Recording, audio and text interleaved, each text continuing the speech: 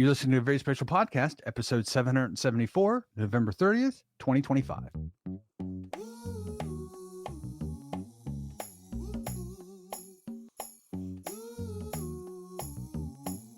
Hello and welcome to a Very Spatial Podcast. I'm Jesse. I'm Sue. I'm Barb. And this is Frank. In this week, we're going to be doing a crossover episode with another podcast, VerySpatial. Sue and I have, in theory, been doing this for a little while, but it's been on and off again. It's supposed to be a video podcast, but we had this much longer conversation, and so we thought that we'd make it available to the Very Spatial audience as well, because it does have a lot of crossover. I don't know, is there any housekeeping or anything? I guess happy holidays post-holiday? Whatever, so we're moving into the season of multitude of holidays. Yes. So we went through one. We went through the gate. Now we're into the valley of holidays. Yeah. And so with that, our conversation today will be with Alli Crandell, Director of Athenaeum Press and Digital Initiatives in the Edwards College of Humanities and Fine Arts at Coastal Carolina University. It is, but well-deserved. Yes, she is well. And the conversation is largely about work that she and Sue have been working on over the last how many ever years. I don't think we figured that out, but yeah. So take a listen to the conversation. Welcome to the VerySpatial Podcast. We are happy to be joined today by Alli Crandell, who is the Director of Digital Initiatives at the Edwards College of Humanities and Fine Arts and Director of the Athenaeum Press at Coastal Carolina University. Thank you for joining us. Well, thanks so much for being here. I'm really happy to see both of your faces. After the really long introduction, tell us a little bit about your day-to-day in terms of how you interact with digital heritage. Yeah, that's a really great question. Not one that I've thought about a whole lot. I think that with the Athenaeum Press, we're focused on local storytelling, and we kind of stumbled our way into digital heritage. I came from a background of thinking about user-contributed content in digital humanities projects. And so when I started with the Athenaeum Press as a kind of quasi-project manager, project assistant, I was really interested in how these particular stories of our region, of the Lowcountry, South Carolina, could really showcase the digital environment and use the digital space in an interesting way, just because it wasn't something, it's a predominantly oral tradition, it's a predominantly undocumented traditions within the South. And so even within Southern studies, it was a kind of anomaly. And so we grew from just thinking about, okay, well, let's create websites and archives and tagging artifacts in a very digital history kind of way, to really trying to think through storytelling in a wide variety of media. So I think that we encounter digital heritage in all the ways. I think everything from metadata and sorting materials and trying to figure out how to encode, to audio storytelling, video-based storytelling, and then recently in collaboration with Dr. Bergeron, thinking about how we think about virtual heritage in that way. Sue, do you want to mention some of the projects? Yeah, no, I think that we've had really enlightening collaboration, for me especially, because as I work through it, for me in virtual heritage, as I came to it, right, from the GIS side, from geovisualization side, the part that I was trying to understand, that in working with you, Alli, and working with the press and the projects that we've done, it was the storytelling side that I so much wanted to incorporate, but just didn't know how. And I think that's a tension, depending on your origin point in digital heritage more generally, but virtual heritage is that tension between the documentation sort of perspective that we're trying to get this data on these places and the cultural elements and natural elements within those places, their connection to memory, to place, to communities, and to get that side. But on the storytelling side, right, which is very much about evoking emotion and connection and understanding attachment and meaning. And those are very ephemeral, qualitative, but very ephemeral in a sense. And so how do you marry those things? And so coming from the technology side and the building side, I very much, though, wanted to understand the other side, because that sort of key linchpin of immersion is about both things. And so when we worked on the Gullah Geechee digital project, make sure I got all the letters. I mean, it was eye-opening and enlightening. And I think, and previously we had worked a little bit on a very preliminary version of the Virtual Hampton project. And that was where we were really beginning, at least for me, to understand some of the opportunities, but also challenges in trying to work through this idea that you create a virtual space, so specifically in virtual heritage, but then not only how do you embed the knowledge you want to represent, but how do you add that dynamic element? Because it's about, in those cases, immersive platforms are about movement and personal experience of the environment. And so how do you reconcile what may seem to be, less rigorous or less robust, because it really is underpinned by emotion, but yet that's the thing that's maybe some of the best parts of it. So that's been really rewarding to try to work through that. And I don't think we're there yet, but I think that we've made some, significant movement down the pathway. Yeah, absolutely. And I was just thinking in terms of like our long history together, and that you've been so instrumental in terms of thinking about storytelling aspects within the press, even before we transitioned into the virtual realm. Just as a little kind of side story in terms of background, if that's okay, I came onto the press when it was just getting started. I came on board right after they were finishing the first project, which was about a 18th century explorer getting a papier-mâché canoe and doing a genre, which I found was like a really popular genre at the turn of the century in Reconstruction South, of adventure narratives and papier-mâché canoes. And I didn't know it was a thing. It was a thing. And so our second project, though, was thinking about spirituals and people who kept the old songs alive on St. Helena Island, and old spirituals and those deep connections. And that morphed into thinking through and collaborating and spreading the kind of knowledge of what is Gullah Geechee culture, which was an emerging conversation has gained popularity in the last 10 years. And so we've collaborated with several communities, and Sandy Island, I think, was the kind of entry point for us in terms of thinking about virtual Hampton, the site of Hampton Plantation and Sandy Island. I think both of those projects were kind of bubbling up simultaneously. And so we had started the project on Sandy Island, trying to think through what are stories of Gullah Geechee communities in our community. And we discovered that Coastal actually had a quite old connection with Sandy Island through Charles Joyner and his publications, alongside archaeological discoveries and research that dated back even before that to the 70s and a little bit into the 80s. And for that project, it was a very long kind of runway on that project. I think that we spent over a year and a half thinking just on field work. And so our field work at that moment comprised of thinking through students with video cameras and audio recorders alongside our faculty members, and just building relationships within community.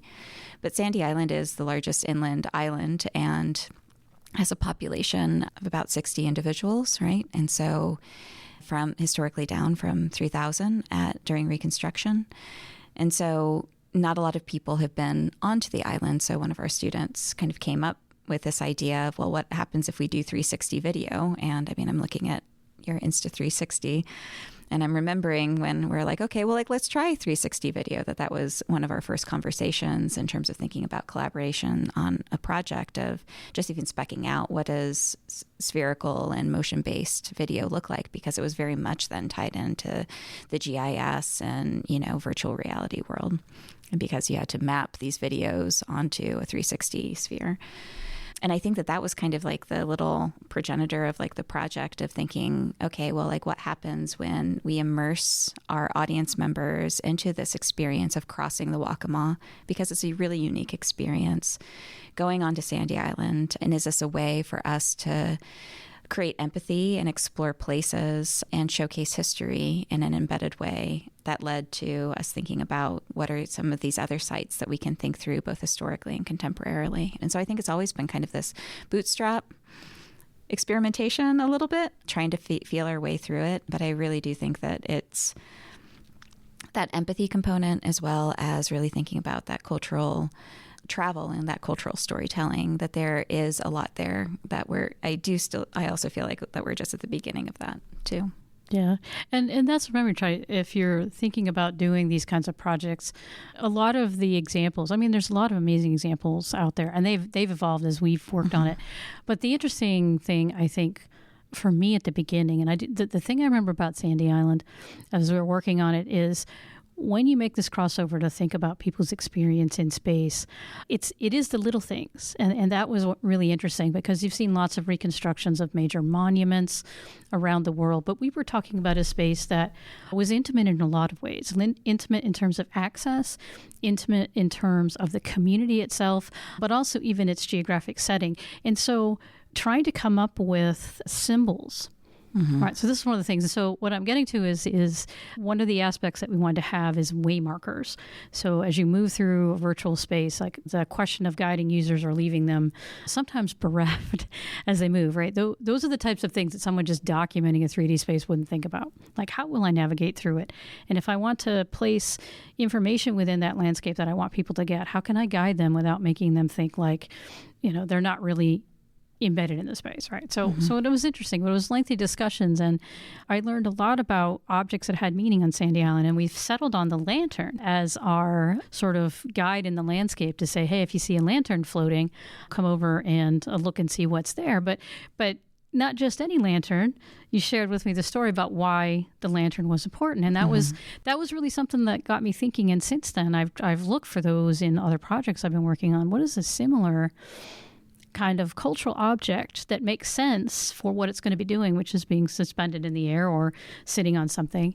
And, how can we subtly tie in that little bit of meaning? So that's one that has stuck with me as a good reminder of the design end, which, again, I'm still learning so much about. So that's one of my favorite objects. It was really fun to do the 3D thing, but just to fill folks in on the cultural meaning of that is that Sandy Island was one of the last spaces within Georgetown County to receive electricity.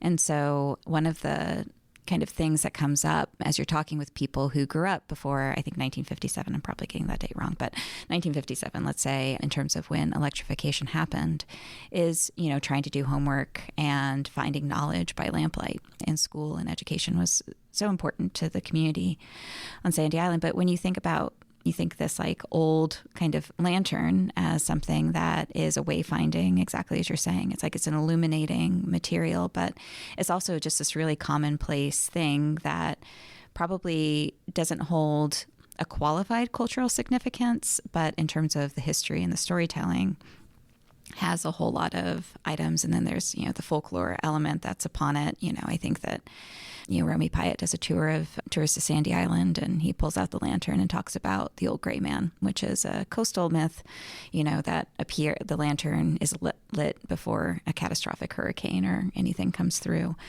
And so I think that, but it's always, it's even though it's a kind of cliche story, right? it always kind of opens up as to the importance of, remembering what those temporalities are, and and kind of what that survival, was like. And I think that it's not just, archival knowledge, which is why we created these, virtual heritage sites in the first place, is, okay, well, how can we experience these really flat objects from the archive that have dubious backgrounds, right? It's usually they're recorded by people who aren't necessarily from the community, but are really kind of interested in visiting the community. So how can we contextualize these things, but also connect them back to the space from which they come? And how can we start, how can we use the kind of undeadliness of a really kind of graphics and things that aren't quite true, but are pointing to the truthness, to kind of create that affective distance between the symbol and the space.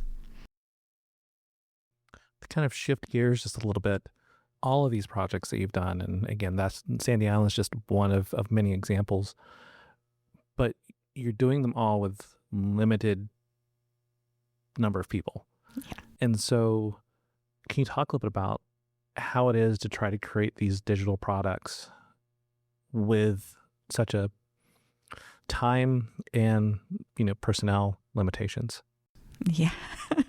Well, I mean, if we could figure out cloning as well as we figured it out in the Unity environment, I think that this would not be an issue. But yeah, I mean, I think Coastal is an undergraduate serving institution, and so I knew that you encounter this a lot firsthand. And I think that we encounter this, it's a lot that when you have a knowledge gap, right? You work with a student to create a 3D modeling, it's expertise or storytelling expertise or camera expertise for 3 years, and then they have the audacity of graduating. and moving through. And I think that this project in particular, it was supposed to be a 1.5-year project. Thanks to COVID, it turned into a 3.5-year project just because, everything slowed down over the pandemic, which is actually, I think, a kind of productive space for us to be in. And so, certainly a lot of students have graduated from Coastal and gone on to really fabulous storytelling careers, amazing work in virtual environments and digital environments and historical environments that have touched the project. So that's like really gratifying to see. But it is it's a huge challenge to work at an institution that doesn't have the pipeline of students that are within, within this space. And I think that probably we're at the beginning of that workflow. And I mean, I think that this is kind of what the press is, right? Like we did augmented reality in 2013 when it wasn't really a thing. You know what I mean? It's so we're always on the front, on the experimental side of these large technical trends that keep coming. So I think that, in thinking about immersive environments and virtual environments, it's the same thing, right? That probably if we started the project now, it would be completely different. We'd have a whole different tool set, a whole different kind of conversation with students as, it's the major in terms of cultural heritage and virtual heritage and all of the skills that you've trained your students to be able to do has grown. But when we started the project, we were dealing with a cadre of 3 or 4 students. And I don't really know what the answer to that is, I mean, I think that it's really valuable to push students to be able to say, no, this has to be a professional level project. But I think that also, increasingly over the last few years, I've thought, okay, well, how do we find partners, whether they're small company partners or external folks that we can continue offering this opportunity. And when grant funding comes, you're able to keep and retain students and provide them that kind of postgraduate experience too. But how do we find things, how do we pair those resources with people within our institution? And I think that I don't want to call it a failure within the project, but one of the big challenges of the project was always keeping students engaged and trying to find the balance between finding really talented students and training them and then retaining them even after graduation. And how do you balance that with funding? So yeah, I think that has been it's introduced a really great problem. How do we continue to create really great projects with the students and resources that we have? Yeah, and I think and part of that too, and part of the positives of an initiative like you have at the press and the digital initiatives you work on in general, right, is the willingness to experiment, to say, if money were no object, you could go out and get a suite of tools, an expert to do some of these things, right? That's possible. But the educational experience is a key part of it. But also it gives you a chance to experiment. And for those out there thinking about these, right, there are tools that are sometimes free, sometimes low cost. You always want to balance the dream, though, with some expectations of reality, right, which is what we're talking about. And on the side of, your teams, building your teams, that can be a challenge. But it's so rewarding at the end, as you say. I mean, I still mention a couple of our graduates and a couple names obviously are probably swirling in our heads at the same time. It just gave us so much, but also got so much in return. And that really, really impacted their lives after they graduated and went on to bigger and better things. But as part of that, those years we were working, it is in the chance to try out tools and to try out procedures and say what works and what doesn't. And I think this is something when I do talk to people that want to get into this, that contact me, is the expectations have to match. And so one of the things that also has been very lightning is to delve a little bit peripherally into the process of things like video game development, right? Where you watch the iterations. They don't start off with the fancy graphics, right? They work on the story building. They work on the mechanics, the movement. And it's okay if at the beginning it's not realistic, right? As an example, right? It doesn't have to be photorealistic right away, but the things underneath have to work. The success of things like Minecraft, show you that, right? You can even tell a story in Minecraft and it's big blocks. But that experience, though, then allows you to build and better evaluate tools as they update and change, but to be able to exist in the virtual heritage space without having a huge budget And so I think that's one of the things that I've taken away among the many positives of our long collaboration is we can experiment with tools. We don't have to jump in and do everything perfect, but we should strive for the best that we can do. And then what we learn can help others. And so some of the tool sets, the mechanisms that we tried to maybe weren't quite what we were looking for, taught us as much as the things that we did end up doing. And then some of that is lengthy discussions about who will be the ultimate audience for things. And so what does that mean for the distribution and deployment? And I think that's still an interesting challenge outside of controlled museum environments, because everyone thought that the web would save us.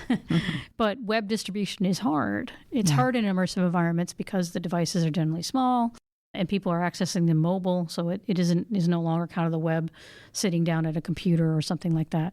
But it doesn't have to be the only way. And so trying to explore some of that keeps you up to date in, well, how are interfaces changing? How are devices that distribute these things, evolving? And that's it, right? This learning that it isn't just building it, it's about who's going to see it, who's going to experience it, right? Who's going to listen to it. And that was really important for me to start learning more about. And so I think that's been a valuable thing too, is start your project not just with the notion I want to save this or document this heritage. That's a great goal, and that's admirable thing. But think about, as early as you can, think about how you're going to share it. I think that's like a basic thing to think about. Yeah, absolutely. And I think that it points out to like what are the needs of things that you need, right? I think that there was a huge portion of the project that like is still a dream project, right? Which is to not only preserve, but also to be able to scan, because when you are looking at asset libraries, right? And when you think about something like a lantern, like we were just talking about, or, it's like a particular kind of boat, that these are things that are so specific to the communities and the cultures, even from like one praise house to another is dramatically different. And these are like details and items that it's important to get right.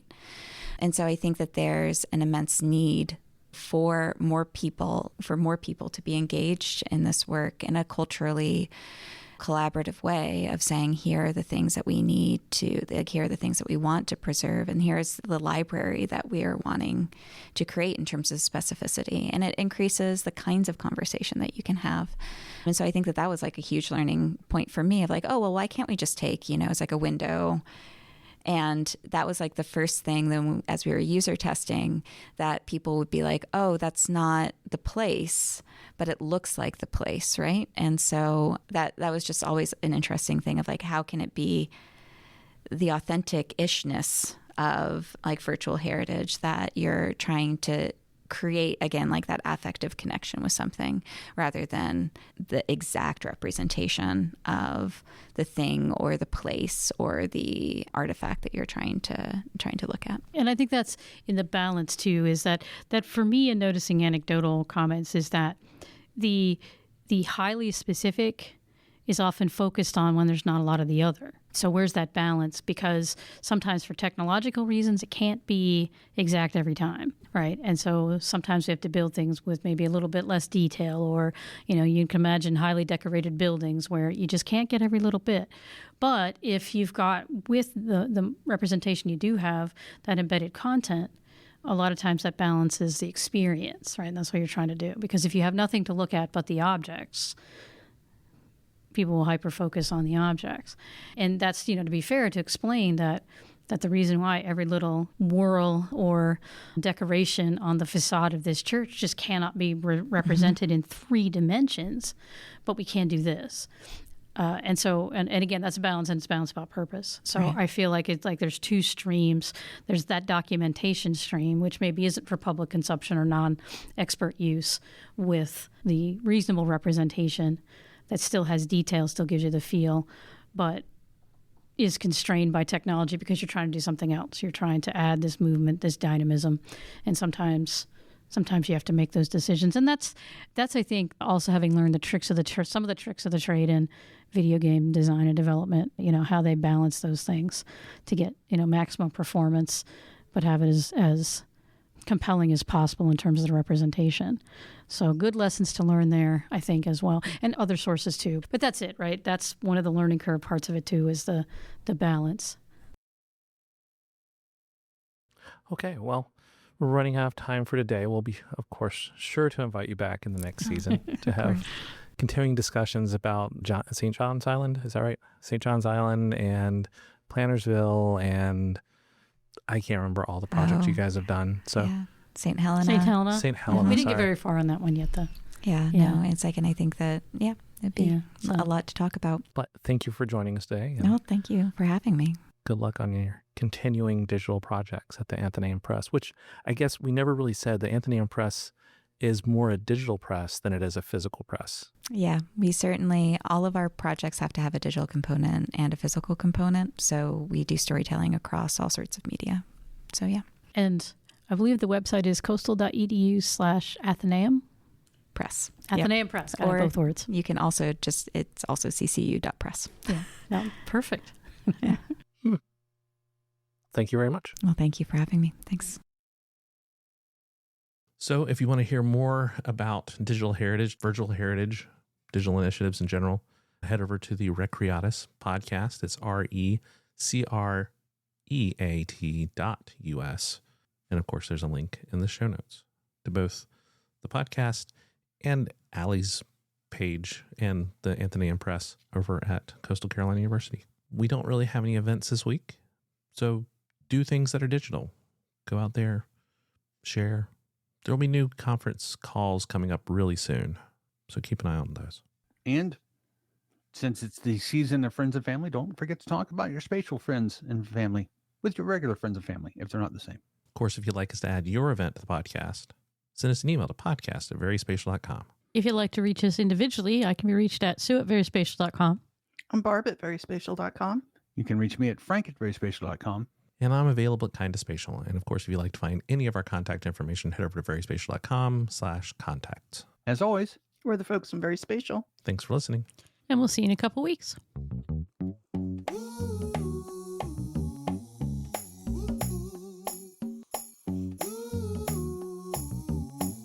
Let the good times roll, go, roll with the punches and no matter how you roll the dice. Let the good times roll, let the good times roll, go, roll with the punches and no matter what it looks like. Let the good times roll. Shake 'em up, yeah, you got it. Kiss it for luck and throw it like you want it. I'm talking 7-Eleven, 7-Eleven. I'm on a run that Vegas never seen before. So why run for the door? Baby, let the good times